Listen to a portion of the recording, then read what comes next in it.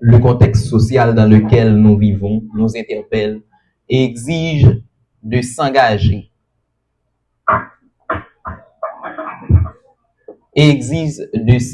dans une démarche de recherche axée sur la connaissance de soi et sur la conscience, des influences dont l'être humain est l'objet afin de favoriser une évolution à la fois personnelle et sociale. Mesdames, Messieurs, les membres de l'administration de l'UPGA, Mesdames, Messieurs, les membres des différents décanats, chère assistance, bonsoir. Je suis Kendo Slay des Vallons, étudiant en 3e année de la faculté de génie civil, construction durable. Chaos généralisé, une instabilité politique chronique et une crise sécuritaire extrême due au contrôle territorial des gangs armés, entraînant des déplacements massifs de population et une insécurité alimentaire sévère, des violations des droits humains également, l'effondrement des institutions et une pauvreté extrême, forçant l'exode des diplômés et des citoyens cherchant la paix et la sécurité. Le pays vit une catastrophe multidimensionnelle où la violence des gangs gangrène la société sur toutes les formes. Mesdames, Messieurs, d'où l'importance de notre discussion aujourd'hui autour du thème élections législatives en Haïti, restaurer le Parlement ou reproduire les blocages. Sur cette thématique, nous avons le plaisir d'accueillir Dr Christophe Providence, président du conseil d'administration de IUS et enseignant-chercheur au Centre de recherche des scientifiques. Dr Providence est également professeur en sciences économiques et sociales, ancien recteur de l'Université publique de la Grand'Anse. Dr Providence, vous avez la parole. Bonsoir, merci, vraiment merci pour l'accueil et j'en profite pour saluer et remercier mon collègue, le recteur qui m'a personnellement invité, le recteur de l'UPGA, et je salue tous les étudiants, les anciens étudiants qui me connaissent certainement, les enseignants pareil, puisqu'on a fait du chemin ensemble, et aujourd'hui c'est avec beaucoup de plaisir je me présente devant vous pour discuter d'Haïti, parler de mon pays qui est très très cher à mon cœur, et pourquoi pas parler de ce contexte difficile dans lequel nous nous trouvons. Il s'agit bien de savoir si oui ou non on organise des élections l'année prochaine. La réponse est oui, mais sous quelles conditions? Donc je m'étais dit, comme haïtien et enseignant-chercheur responsable, je m'étais dit que j'allais faire un papier, un article scientifique sur ces élections. Je préfère m'attarder un peu plus sur les législatives. Pourquoi? Parce que c'est, entre guillemets, la base même de la démocratie, puisque l'exécutif doit être toujours contrôlé. Et donc, c'est le rôle du pouvoir législatif. Et donc, il faut au moins regarder de plus près ce qui s'était passé durant quelques décennies. Et aujourd'hui, organiser des élections, qu'est-ce que ça voudrait dire pour le pays, pour vous et moi, pour le peuple haïtien? Donc, très rapidement, voilà, ok. Très rapidement, je vous propose de bien comprendre le contexte dans lequel moi, j'ai pu produire ce papier. Il s'agit pour moi, avant toute chose, de me demander ce que l'on pourrait attendre de ces élections. Est-ce que restaurer le Parlement voudrait dire résoudre les problèmes d'Haïti ou pas? Ou est-ce qu'on va vers plus de blocage et malheureusement, blocages qui sont pratiquement monnaie courante chez nous depuis quelques décennies. Donc, du coup, questionner les élections, c'était vraiment un grand pari. Pourquoi? Parce qu'on se demandait, est-ce que avec le Parlement, est-ce que le pays allait mieux? Hein? Est-ce que le pays se portait mieux? Et sans Parlement, durant les 5 années passées, est-ce que les choses détériorent ou pas? Donc voilà pourquoi on est parti de ce contexte difficile depuis 5 ans pour vraiment questionner les différentes transitions. Et tout le monde connaît bien entendu la mort ou l'assassinat du président Jovenel Moïse. On n'a pas voulu l'évoquer dans le papier, mais c'est pratiquement sous ce fond-là qu'on est en train de parler de transition. Donc, quand on parle de transition, il faut voir le contexte. Et le présentateur l'a dit, on est dans un pays où l'État n'existe presque plus. L'État est en recul par rapport à des bandits armés. L'État qui propose un appareil électoral déjà discrédité. Il y a beaucoup de points d'interrogation derrière et il n'y a pas de confiance de la population. Pourquoi? Parce que la population, malheureusement, n'a pas su compter sur l'État pour se protéger ou pour espérer des jours paisibles, voire des jours meilleurs. Voilà pourquoi nous nous sommes dit, attention, qu'est-ce que ça peut produire? Parce qu'il y a entre-temps plusieurs autres acteurs qui sont dans de la partie. On a la communauté internationale qui pousse vers les élections. Il y a les politiciens. De notre côté, il y a les bandits armés, puis la population. Donc, on se demande, alors je me demandais, est-ce que tous ces acteurs-là avaient les mêmes intérêts? Auquel cas, est-ce que ces législatives peuvent réellement contribuer à restaurer le Parlement haïtien comme institution de représentation et de contrôle? Ou bien est-ce que ces élections vont conduire tout simplement à tout ce qu'on connaît déjà avec les blocages systémiques que le Parlement lui-même est bien responsable depuis quelques années?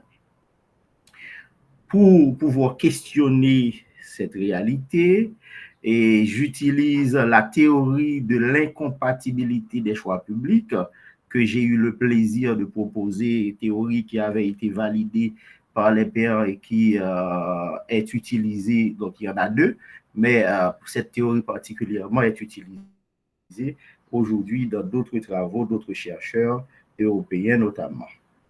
Donc, à l'aide de cette théorie, je vais questionner cette réalité pour dire, est-ce que finalement les élections peuvent apporter un changement, peuvent aider à améliorer la situation globale du pays? Ce qu'il faut comprendre, c'est que l'État est en crise. L'État haïtien est en crise et donc est en grande difficulté et les décisions publiques ont vraiment, on a l'impression que l'État, les dirigeants, ne savent pas toujours ce qu'ils font. Par exemple, ces décisions-là, on a l'impression que, aux yeux de la population, ces décisions publiques, les décisions publiques, ne sont pas toujours légitimes. Sur le plan administratif, il y a un problème d'efficacité qui peut être soulevé. Et par rapport aux besoins réels des territoires, on peut se demander, est-ce que ces décisions politiques peuvent vraiment ajuster les choses, permettre à chaque territoire, chaque département de sortir de sa situation de misère. Donc, très souvent, on arrive tout simplement à satisfaire deux de ces objectifs, mais pas les trois à la fois. Donc, objectif de légitimité, d'efficacité ou d'ajustement pour permettre à chaque territoire de se développer, là, il y a une incompatibilité. C'est-à-dire comment l'État va pouvoir se positionner dans le cadre de ces élections pour vraiment qu'on voit vraiment si on peut espérer le meilleur pour la fête. Voilà. Donc, ce qu'il faut comprendre, c'est que grâce à cette théorie, nous avons pu développer une grille qui permet de comprendre des tensions. Il y a des tensions structurelles qui existent et donc des compatibilités entre le temps des urgences, il y en a 4. Il y a le temps des urgences, on connaît avec les problèmes de gangs, etc. Le temps administratif, le problème même de l'efficacité ou même du fonctionnement même de l'État. Le temps politique, on verra tout à l'heure, qui fait intervenir tout ce que éventuellement la Constitution ou un retour à l'ordre constitutionnel voudrait dire, et le temps des partenaires internationaux. Parce que pour ces partenaires internationaux, il faut tout simplement, peu importe, même si c'est une sélection, il faut organiser quelque chose.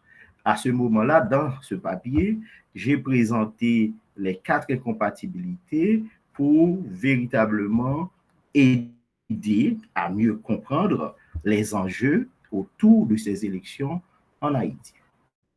D'abord, pourquoi ces législatives sont-elles si importantes? Eh bien, la réponse simple qu'on a apportée dans ce papier, parce qu'elles sont présentées comme le moment où on va vraiment remettre en place, il y aura le retour à l'ordre constitutionnel et le renforcement institutionnel, c'est-à-dire la mise en place d'un parlement. Et dans un système démocratique, le parlement a un rôle extrêmement important à jouer pour véritablement aider dans la gouvernance globale, à crédibiliser même la gouvernance politique du pays. Donc le Parlement, c'est un symbole démocratique. Le Parlement, normalement, régulièrement, aurait lieu le débat public, c'est-à-dire questionner les actions publiques, questionner les grands enjeux, les grands défis, etc., etc. Même si en Haïti, malheureusement, on a compris que le Parlement haïtien n'avait pas su incarner tout ça. Et donc, voilà pourquoi on parle d'une mauvaise image, mauvaise expérience. Et donc, on se demande, la population se demande aujourd'hui à quoi ça va servir. Est-ce que c'est pour avoir les mêmes résultats en termes de clientélisme, en termes de corruption, tout ce qu'on connaît? D'ailleurs, dans cette constitution, on verra ça peut-être dans le débat, il y a une forte tendance au marchandage à tous les niveaux, marchandage parlementaire, marchandage des ministres, marchandage des directeurs généraux, etc., etc. Donc, si on peut qualifier cette constitution, c'est pourquoi personnellement, je pense que c'est la pire des choses qui pouvaient arriver à Haïti, c'est cette constitution. Je ne dis pas que tout est à jeter, mais le marchandage à l'intérieur de la Constitution, c'est quelque chose d'horrible. Et c'est ce qui handicape le bon fonctionnement de l'État. Donc, les élections, finalement, même si on n'a pas encore de calendrier arrêté, on voit que c'est comme un passage obligé pour crédibiliser d'une certaine manière nos institutions. Donc, l'article présente les 4. Alors, comme j'avais demandé à partager le document avec tout le monde, l'article présente les 4 incompatibilités majeures. D'abord, on a dit incompatibilité temporelle, c'est-à-dire comment concilier l'urgence sécuritaire et le temps long du processus électoral. C'est-à-dire, là, tout de suite, on a besoin de sécurité et en même temps, pour organiser les élections, eh bien, tenir les gangs au respect, résoudre des problèmes de sécurité.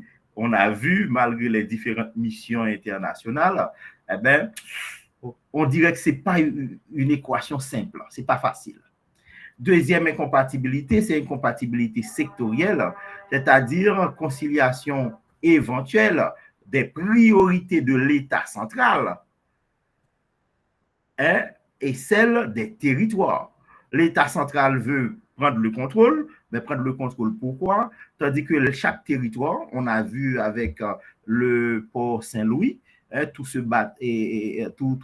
combat qui avait été mené afin d'imposer, de demander, d'exiger de cet État central plus de marge pour les territoires. Vous voyez, donc, on dirait que la manière dont les politiciens haïtiens conçoivent le développement, la gouvernance, c'est contraire aux intérêts des territoires.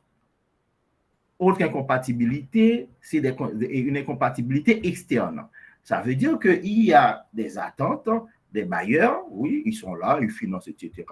Ils se promènent, ils décident. D'ailleurs, ils nous ont donné plusieurs gouvernements de transition. Hein, et bon, dernière date, on le sait, 7 février va arriver et il n'y a toujours pas eu d'élection, il n'y a rien n'est fait. Donc, les bailleurs poussent pour que les élections puissent avoir lieu à n'importe quelle condition, tandis que les citoyens sont aux abois, ils sont dans des situations très compliquées, financièrement, socialement, il y a beaucoup de déplacés et qui ne cherchent que survivre. Ils cherchent qu'à survivre dans ce contexte difficile. Il y a incompatibilité également constitutionnelle. Pourquoi? Parce que pour moi, la pire chose, c'est d'organiser des élections sous l'égide de cette constitution, donc reproduire les mêmes bêtises avec les mêmes farceurs qui prendront le pouvoir, etc. Tandis que, parallèlement, il y a eu ce qu'on appelle l'idée de réviser, de transformer cette constitution à travers un référendum. Les collègues à l'IUS au niveau du centre de recherche, on a proposé les éléments qu'il faut pour divorcer définitivement avec ces traditions-là, ces bêtises. Et la nouvelle constitution, d'ailleurs, on a fait même exprès de publier un manifeste du développement pour Haïti dans les éditions universitaires européennes. Donc, c'est un livre qui fait plus de 500 pages sur Haïti, qui prend en compte la Constitution, qui prend en compte les véritables défis et enjeux pour Haïti et qui donne la marche à suivre si jamais on veut sortir Haïti de sa situation. Donc, comment organiser ça? Comment faire en sorte qu'il y ait à la fois un référendum sur une constitution vraiment appropriée, fondée sur des principes, des grands principes de la République, lesquels principes peuvent même faire allusion à ce que Dessalines, le père de la nation, voulait. Et puis le calendrier des élections, comment concilier tout ça. Et dans le papier, on a démontré que c'est vraiment un véritable défi pour Haïti, un véritable défi pour tout le monde. Donc, incompatibilité par rapport au temps imparti, donc dans combien de temps on pourra mettre en place tout ça, éliminer cette histoire de kidnapping, éliminer la violence des gangs, permettre à ce que la population puisse retrouver une vie saine, une vie normale. Comment permettre à ce que le processus électoral puisse avoir lieu malgré ces conditions difficiles d'insécurité. Vous voyez, donc c'est très important, il y a urgence, même sécuritaire, et il y a à comparer avec la lenteur institutionnelle. Autre élément, il y a par exemple incompatibilité sectorielle, on revient très rapidement là-dessus, c'est l'État face au territoire. C'est pour vous montrer que finalement, il y a la volonté de l'État de reproduire les mêmes choses, mais ce modèle ne marche pas. D'ailleurs, ce modèle n'a jamais donné de résultat. Comment ça se fait que tous les dirigeants, peu importe le régime qu'on va prendre, peu importe le profil qu'on va choisir, tous ils ont échoué en essayant ou sous l'égide de cette constitution. Vous voyez, donc il y a lieu de se questionner, en tout cas sur le plan scientifique, j'en ai le droit et je me suis permis de dire attention, pour que le pays puisse s'en sortir, il faut arrêter avec ces bêtises.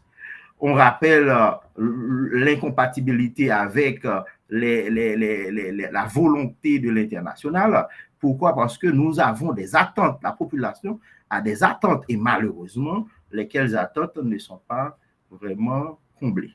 Et pourtant, les élections, pour la communauté internationale, représentent le moment ultime pour que le pays puisse s'en sortir, tandis que pour la population, on cherche des réponses par rapport à des urgences, par rapport à des besoins, par rapport à l'invisibilité de certains acteurs. Il y a des gens qui n'ont même pas d'existence, d'existence administrative ou légale. Ça veut dire qu'il y a des Haïtiens, des gens qui sont majeurs, qui n'ont pas de papier, qui n'ont même pas de carte, donc qui ne pourront pas s'exprimer. L'État ne peut pas nous dire où se trouve qui, etc. On ne sait rien. Donc, faire des élections pour la population, c'est comme si on est en train de perpétuer ce vieux système.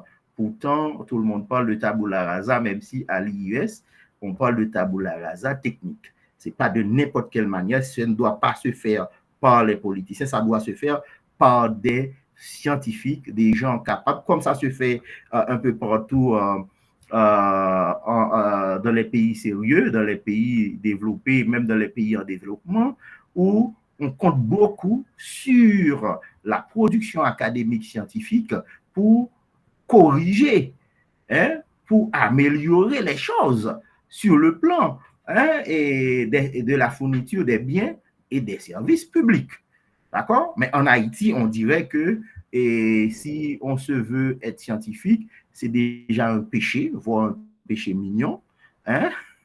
Et les gens s'amusent à cracher sur les scientifiques, cracher sur les gens qui ont fait vraiment d'efforts. Pourquoi? Parce que pour eux, ça ne vaut pas la peine. Alors que aucun pays ne peut se développer sans une réflexion critique appropriée permettant aux élus de faire les bons choix à chaque fois, permettant à la population d'être éclairée sur un certain nombre de choses. Et enfin, on avait vu sur le plan de la Constitution, organiser référendum, organiser des élections, mais quelle Constitution? Est-ce que c'est celle de 87 amendée? D'accord? Eh bien, auquel cas, je vous garantis, on aura les mêmes choses. Il ne faut pas croire aux individus. Il ne faut pas faire confiance à des individus. Il faut mettre en place des principes et construire les institutions sur ces principes, autour des principes, pour sortir le pays de son marasme. Si on dit que, ah ouais, c'est un tel, ah ouais, comme c'est un tel, les farceurs, les politiciens, ils sont toujours prêts à tout jurer, à dire que les autres ont échoué, moi, je vais réussir. D'ailleurs, vous pouvez, si on va faire un peu d'histoire, Aristide est arrivé, première version, Préval, puis Aristide, puis Préval, puis Martelly, etc., etc. À chaque fois, les uns et les autres se présentent comme sauveurs. Et pourtant, c'est la descente aux enfers. Vous voyez, donc il faut arrêter de croire à des individus, il faut mettre en place un système contraignant poussant quiconque à travailler au bénéfice de la population haïtienne.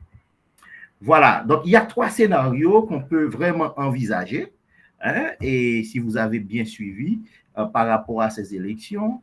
Premier scénario, c'est de reproduire les blocages. Donc, il y a faible participation parce que la population ne serait pas intéressée. Donc, il y aura des contestations après les élections. Donc, le Parlement va être fragmenté. Il n'y aura pas de majorité forcément. Et le président ou l'exécutif va faire comme d'habitude et acheter quelques parlementaires.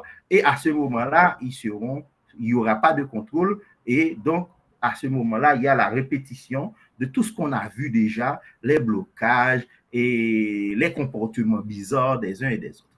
Deuxième scénario, c'est une recomposition partielle, c'est-à-dire les élections apportent quand même des éléments de réponse. Donc, il y a un minimum de débat, c'est-à-dire on ose croire que le Parlement va être équilibré d'une certaine manière. Le Parlement pourrait jouer son rôle. Alors, les 2 premiers scénarios servent de réflexion au cas où aujourd'hui on décide de faire des élections sous l'égide de cette constitution de 1987, d'ailleurs, depuis 5 ans, qui n'a jamais été d'application. D'accord? Donc, voilà. Donc, il y a des gens qui tiennent ce discours-là. Oui, oui, on aura au Parlement, c'est un bon Parlement qui va jouer son rôle, jouer des nouveaux acteurs, etc., etc. Moi, j'y crois pas. J'y crois pas. Parce que les gens, une fois arrivés au pouvoir, ils vont vouloir à tout prix améliorer leurs conditions et améliorer les conditions de vie de leurs proches. Donc, ils vont marchander. Le marchandage va continuer et ceci, malheureusement, pas dans l'intérêt du pays. Un troisième scénario, c'est le scénario très ambitieux.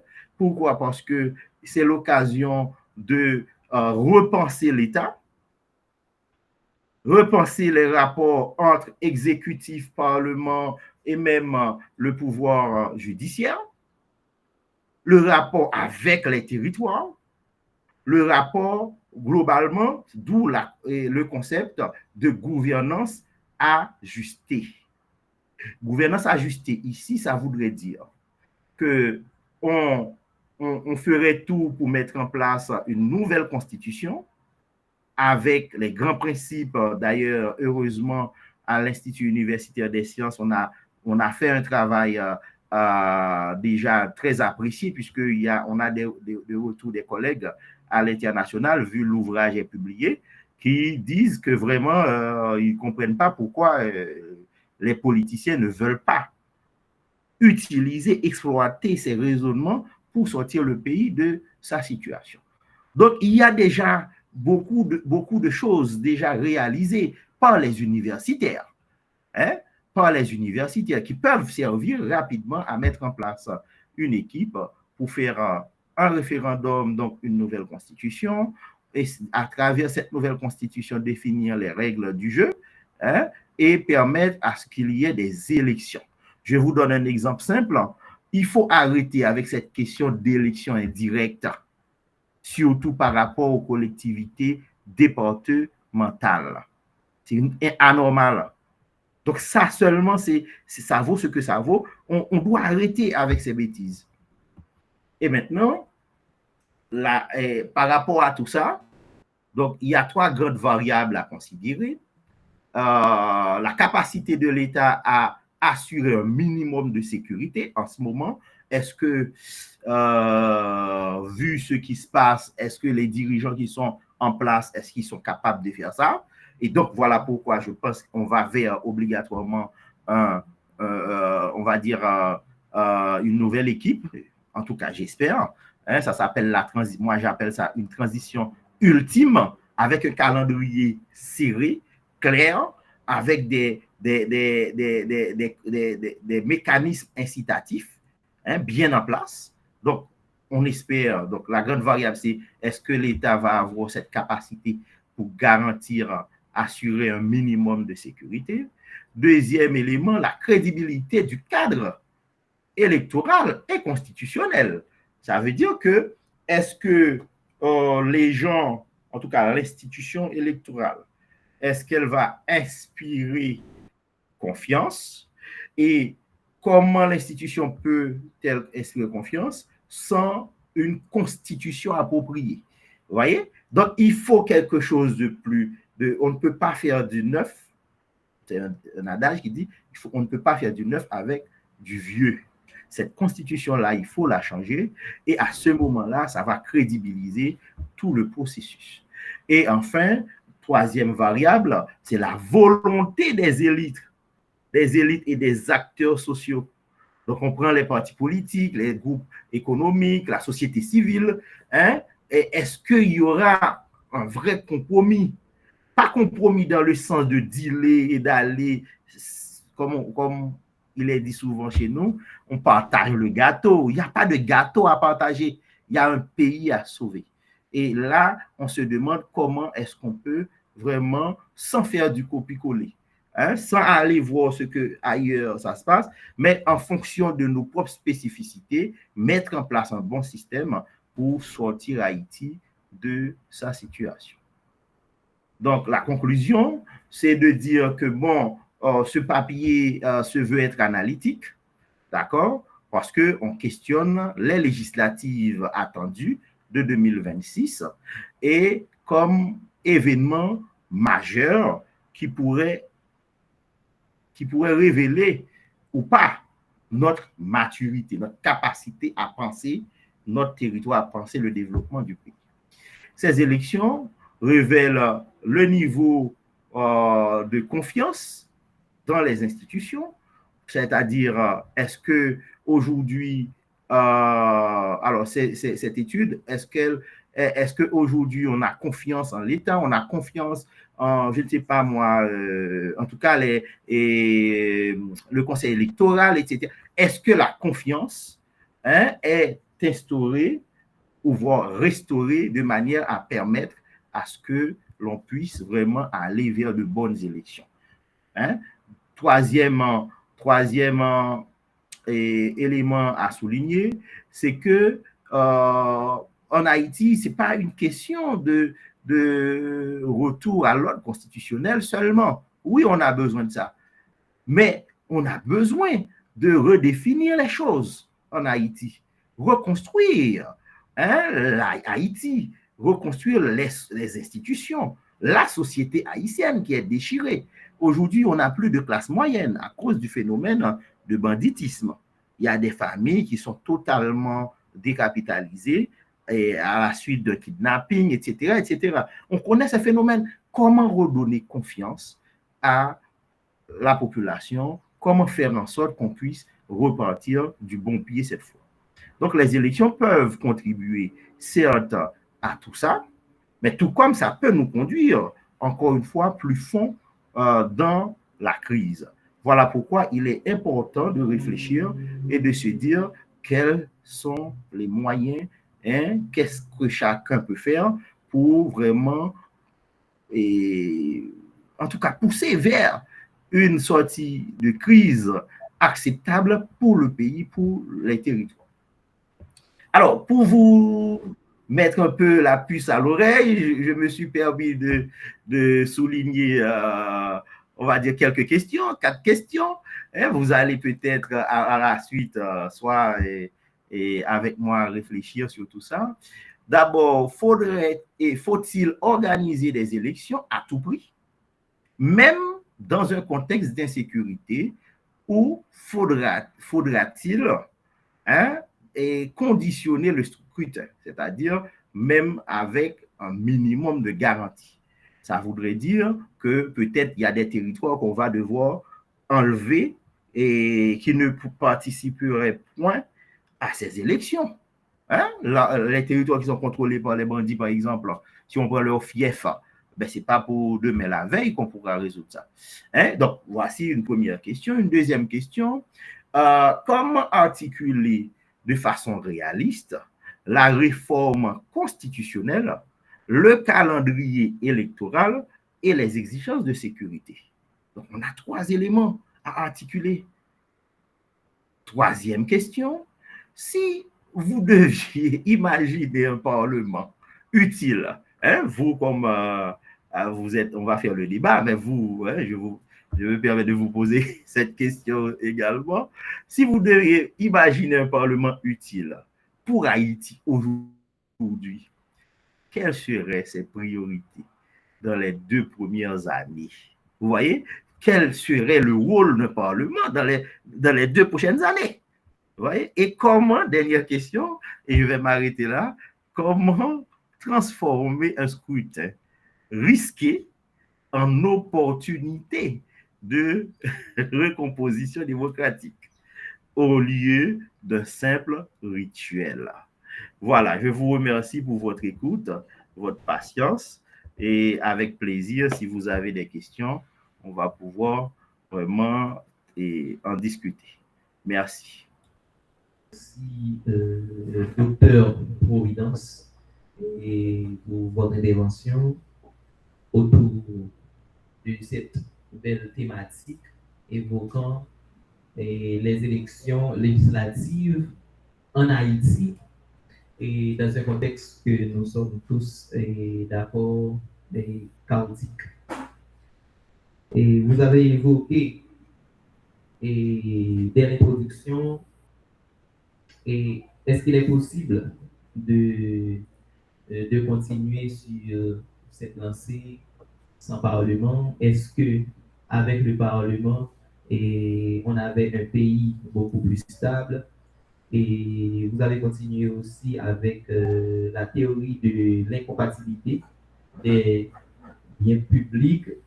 C'est l'incompatibilité concernant Les choix publics. les choix publics, l'incompatibilité concernant les relations avec nos partenaires à l'extérieur, l'incompatibilité concernant aussi le temps sécuritaire et les élections, l'incompatibilité avec l'incompatibilité sectorielle. Et vous avez évoqué aussi l'incompatibilité par rapport au temps sécuritaire. Vous avez parlé également de l'importance de votre proposition. Est-ce que l'organisation des élections peut aider vraiment à sortir ce pays dans ce pétrin? Vous avez évoqué aussi 3 scénarios. Et alors, 3 scénarios, c'est reproduire les blocages, une composition partielle, et puis volonté compromis politique et territorial. Oui. Et puis vous avez aussi posé des questions autour de cette thématique. Et les élections législatives attendues, est-ce que les élections peuvent vraiment redonner confiance dans les institutions publiques? Et est-ce que les élections peuvent redonner confiance à la population? Et vous avez souligné comment redonner confiance à la population et en posant des questions très pertinentes. Faut-il organiser des élections à tout prix, même si à un taux de réussite très faible? Et puis, vous avez aussi évoqué et vous avez mentionné 3 autres questions, c'est concernant le calendrier électoral. Si vous devez organiser un parlement utile pour Haïti, et je pense que nous avons tous été attentifs. Et maintenant, c'est l'heure de passer au débat. On va discuter autour de cette belle intervention et du Dr. Providence. Et si vous avez des questions, des suggestions, des remarques, vous pouvez pointer le doigt et moi, je vais vous passer le micro et afin qu'on puisse discuter sur cette intervention. Merci encore, Dr. Providence, et je vous demande, chère assistance, de bien vouloir l'applaudir.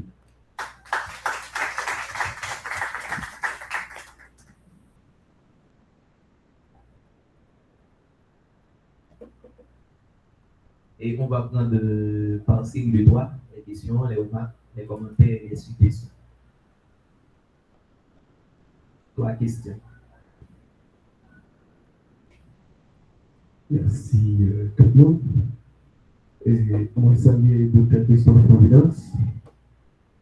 C'est vrai que ça fait un bail qu'on ne s'est pas parlé, mais on s'est toujours resté écouté. C'est notre ancien recteur. Il faut rappeler que c'est avec lui que je suis venu à l'Université publique de la Gadas.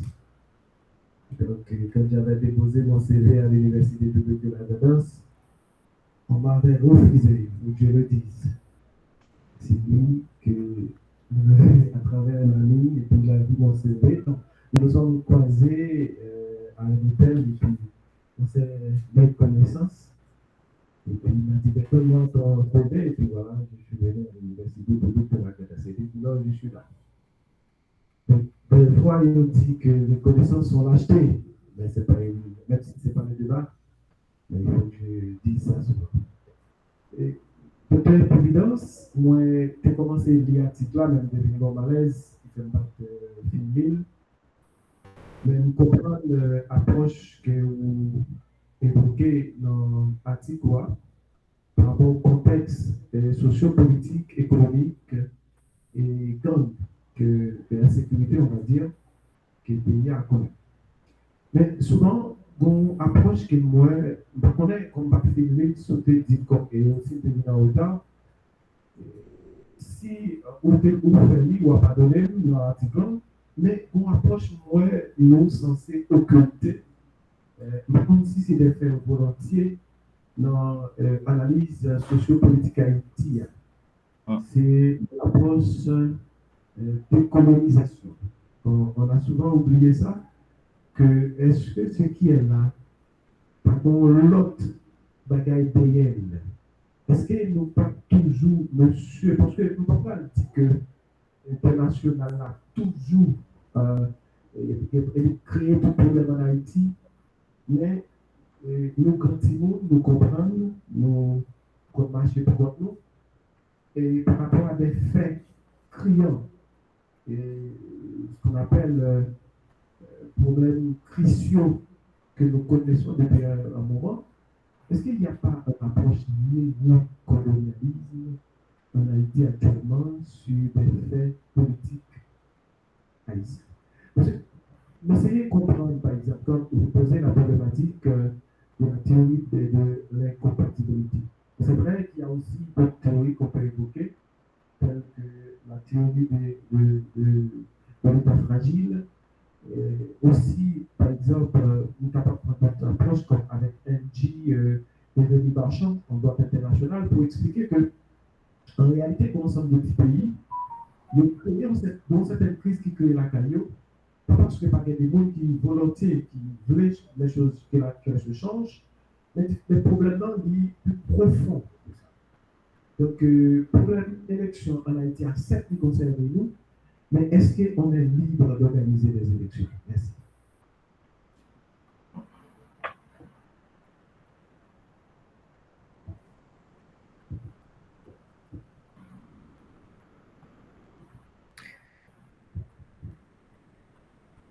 A dit mon yo timide, moi c'est 5 jours de poser question.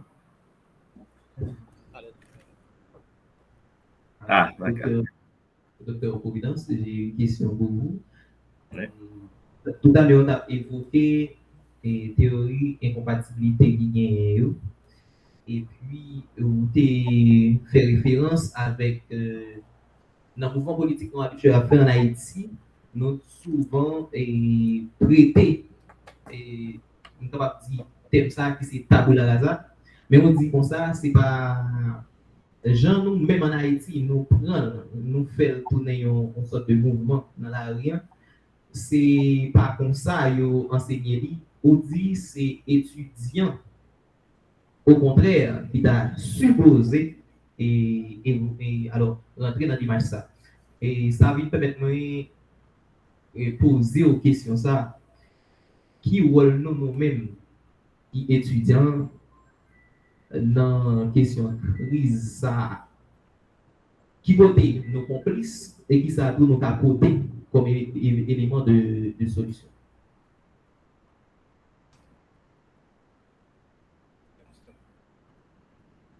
Ah, d'accord. Alors, merci, vraiment merci. Alors, permettez-moi vraiment saluer, avant de me répondre, tous collègues que me gardent de très bons souvenirs. Hein? Et bon, alors, bon, pas les faire jaloux. Hein? Même saluer et me connaît vraiment que c'est au mérite, bagaille doit fait. Heureusement, jusqu'à présent, on travaille pour l'UPGA. Parce que c'est une question de pays, c'est une question d'institution là, nous. Oui, faut que nous fassions ça qui est juste. Bon, alors, question, alors, il y a plusieurs théories. Nous ne pas prétendre que une seule théorie qui est capable d'analyser le phénomène, ça. Ce n'est pas ça nous prétendons. Mais nous prétendons que une théorie qui est plus appropriée toujours passer l'autre. Pour qui ça? Et question opposée, hein, c'est une question qui est liée avec décolonisation. Moi-même, moi, lis tout travail ça yo. J'ai un problème avec travail ça. J'ai un problème avec travail ça. C'est qui ça lié? C'est que nous rété n'apprend dicté, nous dépendons de l'autre pour toute bagaille, y compris pour nous manger, pour nous fonctionner tous les jours. Et puis, coup yo foué bouche. Ouais, dans bagay tout le monde parler ouais, gon colon etc. Alors que on n'a pas su mettre en place notre propre système pouvant d'abord nous permettre d'identifier nos intérêts et nous donner les moyens de les défendre. Ça crée les intérêts communs pas jamais définis en Haïti. Chaque groupe moun yo gen ti bagay pa yo dans tête. Et ça fait tout le monde échouer. Hein? Pour qui ça? C'est parce que chaque président qui vient li dou, mais qui ça dans tête pa li, intérêt commun. Et pourtant, population par exemple senti rien. Donc, à mon avis, il ne faut pas non plus. Et moi, il y a une démarche de. J'aime pas être victime de qui que ce soit, de quoi que ce soit. Position de victime non me paraît même. Hein? Tout naturellement. Moi, plus quoi que chaque acteur, si yo intelligent, yo capable de penser développement territoire, tel que soit pays ou prend. Donc, il est temps de questionner en réalité les choix, les mauvais choix publics. Pourquoi? Parce que on ne peut pas parler de décolonisation, même parler de relations dans le texte avec international. Là. Parce que, vous imaginez, nous, même pour un dirigeant prend pouvoir, c'est international là, oui, qui mettait, c'est pas nous-mêmes qui j'en mettez. Sous ni Ariel, tout ça qui est passé, jusqu'à aujourd'hui, pas aucun monde qui j'en arrivé au pouvoir, sans c'est pas de bénédiction, des fois qui grave, hein? C'est même CARICOM arrivé, dis-nous ça pour nous faire. CARICOM. Bon, là on monde dit c'est colon, de qui colon a parlé, parce que vous pas qu'à dire, vous pas qu'à mettre CARICOM parmi colon, il n'a pas de sens. Ouais. Plutôt nous dit nous avons plus de mauvais choix qui conduit nous dans l'état de dépendance nous y est journée aujourd'hui. Et état de dépendance ça moi-même moi dit il pas une fatalité. Non, c'est pas vrai. Il y a moyen pour nous sortir dans ça nous y est. Et ça permet comme tout faire liaison avec dernière question. Dernière question c'était qui ça? C'était comment sécuriser à la fois processus électoral là candidat yo et électeurs yo dans un contexte comme ça qui est difficile. Mais on entend nous. Question sécurité pas un bagaille de la police uniquement. La sécurité c'est un bien public.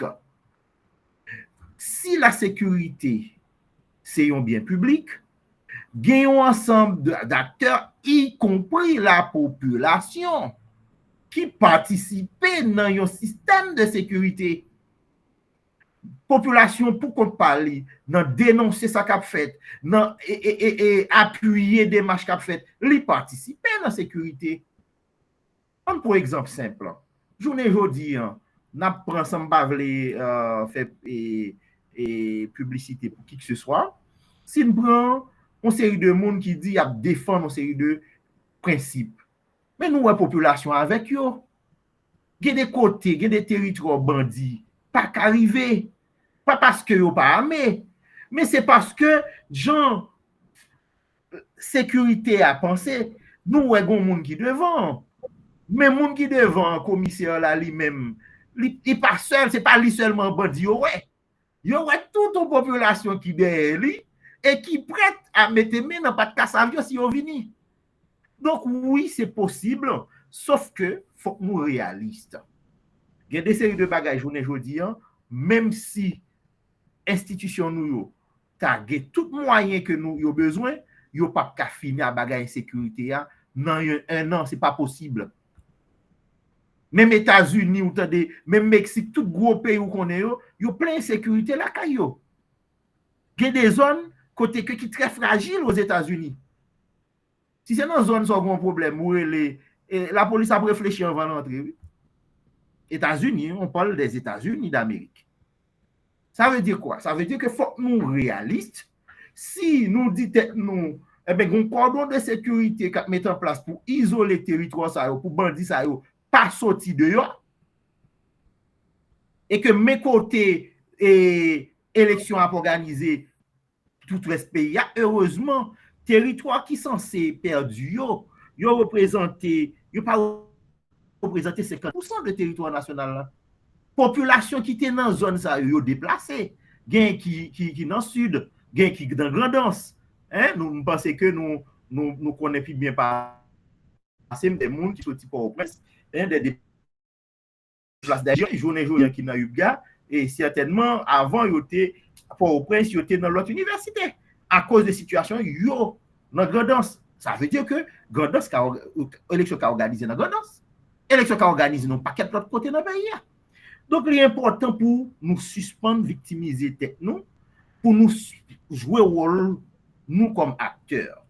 Et tabula rasa, deuxième question, même si je prends en désordre, deuxième question, tabula rasa, technique, là, rôle étudiant, est-ce que étudiant est complice? Est-ce que vous êtes capable d'agir? Oui, nous sommes capables d'agir. Je ne vais pas dire nous complices, mais nous tous coupables. Pour qui ça? Je m'exprime.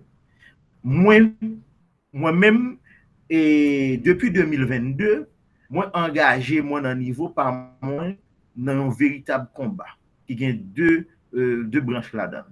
Premier combat, c'est renforcer visibilité Haïti sur le plan scientifique. Heureusement, il y a des séries de réalisations qui fait qui permettent que moi qu'a dit il y a une contribution qui baille. OK? Parce que si vous regardez, bon, pas seulement papier ça, il y a des séries d'articles qui sont publiés dans des revues classées, catégorie 1, catégorie 2, année ça, et il y a des ouvrages qui sont publiés dans groupe presse universitaire, ça permet que nous, nous, OK, il y a un effort qui est fait. Mais bon, l'autre bagaille, et c'est le plus important toujours, c'est comment ça est capable de réveiller conscience pour nous suspendre selon un tel, des réalités, des théories qui pas qu'on a rien du tout à ça Haïti gagné comme réalité, comme contexte. Par exemple, il y a des gens jusqu'à présent qui a parlé de pas qu'on ait moins des bagailles qui, des théories ou bien des actions qui pas rien pour. Il y a des gens qui croient que c'est ONG, par exemple, qui est capable de résoudre le problème Haïti, qui a fait Haïti sortir dans maras. Eh bien, c'est des gens qui peuvent bien comprendre qui ça qui est ONG.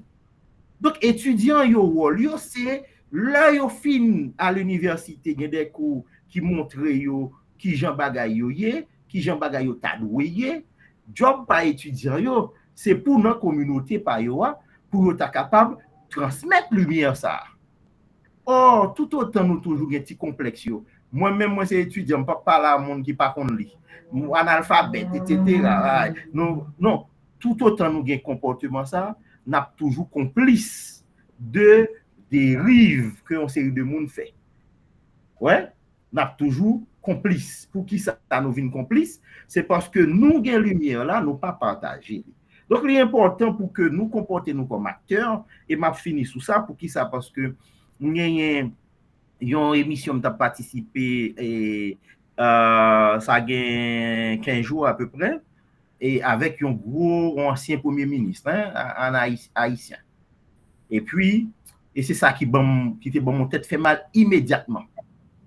Et là, ça permet que ni étudiants ni enseignants comprennent et qui gens sont capables de même tout indigner, yo même tout et faire un bagaille qui s'allie. Politiciens les dit que bon voilà, il y a même encore qui t'est participé dans mes CTP conseil oui CTP. C'est bien ça, conseil et transition provisoire, voilà.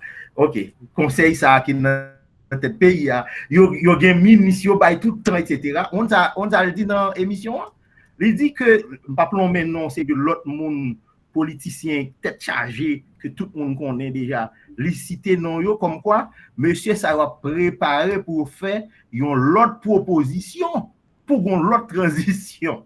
On dit mais non pas sérieux, vous n'êtes pas sérieux. Vous n'êtes pas sérieux. Et même quand je me finis de dire ça, moi dis moi mais si pas une proposition qui sortit dans l'université, eh bien c'est normal pour eux même chercher moyen pour contrôler ça. Si l'université a pas fait proposition, c'est que l'université a, les complices, ils cautionner ça qu'a fait là. Parce que sinon, à l'université, chaque monde toujours a chamaillé, yon ak l'autre. D'ailleurs, c'est le groupe monde qui peut diviser dans le pays. Monde universitaire yo.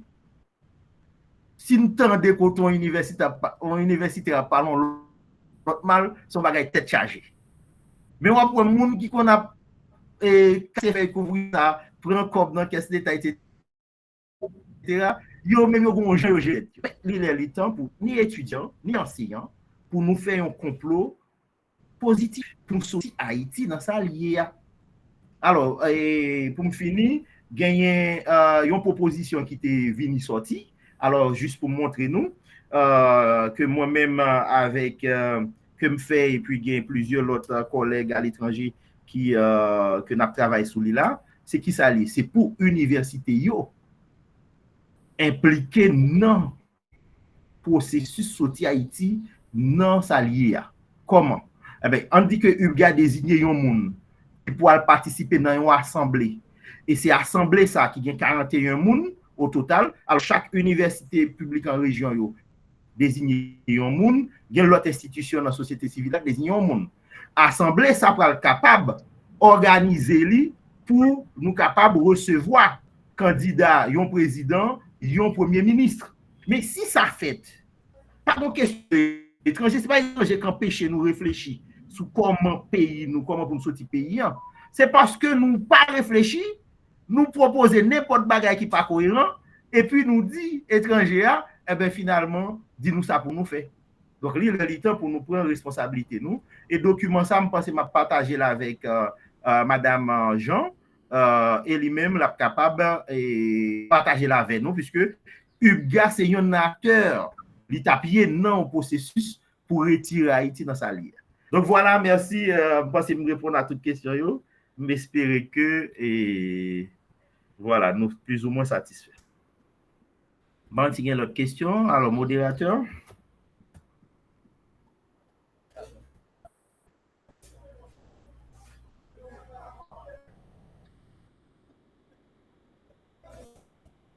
Et merci, Dr. Providence, et pour Jean représentant pour répondre avec questions. Nous disons merci. Nous disons également chaque étudiant, chaque membre de l'administration, tout le monde qui était présent pour permettre jeudi de l'UBGA ça réussi et un gros merci. Et moi, je pense que nous sommes capables de joindre l'autre jeudi de l'UBGA encore plus belle. Nous souhaitons chaque qui a bonne fin de journée. Merci. Bon courage. Allez, bye.